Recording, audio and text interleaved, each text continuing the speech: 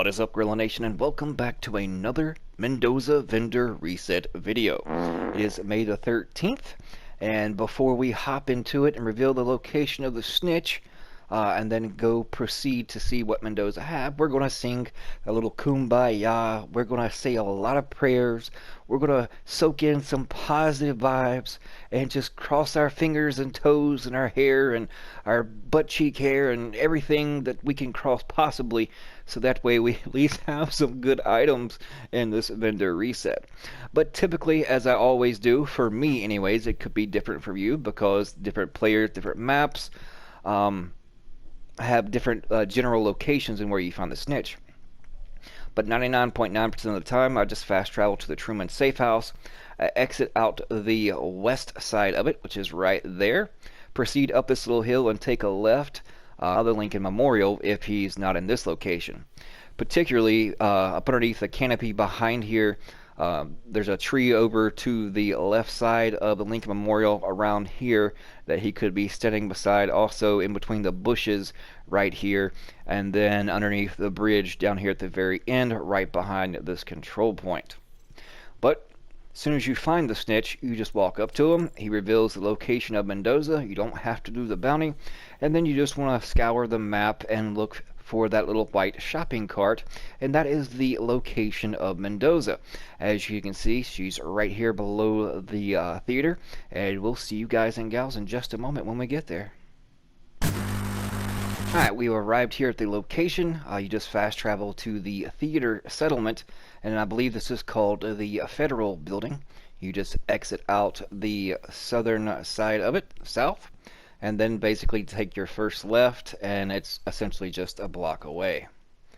You just want to run straight in, hop over through this little window, and then take a right where you see the American flag. And you can pick up tons of materials all throughout this building too.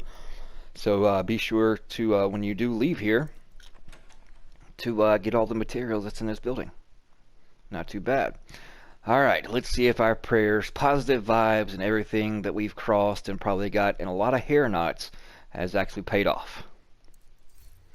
Alright, we have the Grudge. 9% SMG damage, 15 critical hit chance, 3.6 rate of fire, perfect vindictive. Alright, not too bad, not too horrible. It only goes up to 21% critical hit chance. It's 6 off on SMG damage, and of course at least you have rate of fire. So you can either get that 6% SMG damage, or you can get that extra 6% crit chance. Sky's the limit. But they have the Nightwatcher Mask. 138, 514 armor, 100% scanner pulse haste, and then 10% critical hit damage. So I think this is actually fairly decent, so I'm definitely going to pick up one of those. Next we have a True Patriot backpack, mediocre stats, ongoing directive chest piece, 10.8 weapon damage, 15,668 health, aces and eights gloves, 13 point, I believe that's a 5. It's really late, it's 5 o'clock in the morning. Weapon damage, then 11,534 health. Not too bad, at least it's above average, and is only 1.5% off its maximum value that it can have as its core attribute. So if you're looking to make an aces and eights, these gloves aren't too shabby. Next we have a hardwired knee pads, +1 skill tier with 6.6% explosive resistance. At least it is a lot better because all these stats are above the 50% mark. Next we have ongoing directive holster, 8.4% hazard protection, and then 8.7% weapon damage. Not too bad. Hardwired mask, skill tier, 9.4% skill haste. A military MK46, 9 LMG damage, 12% damage to targets out of cover, which is its max.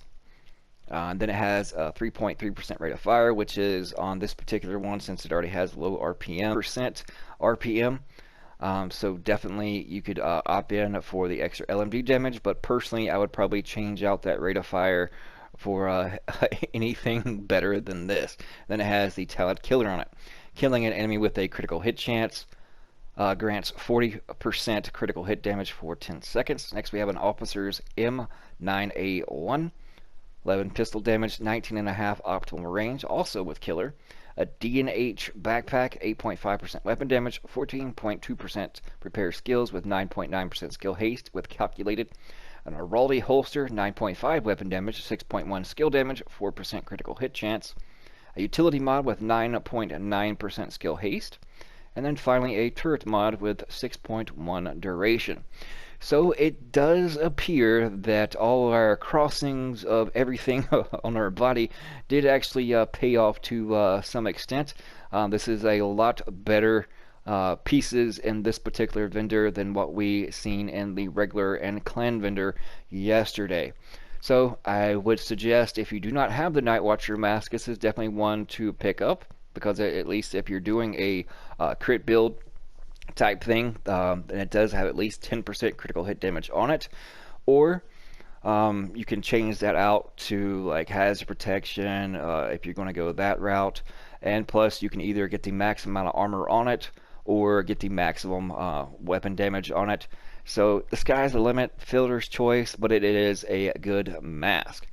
And of course the Grudge if you have yet to come across it.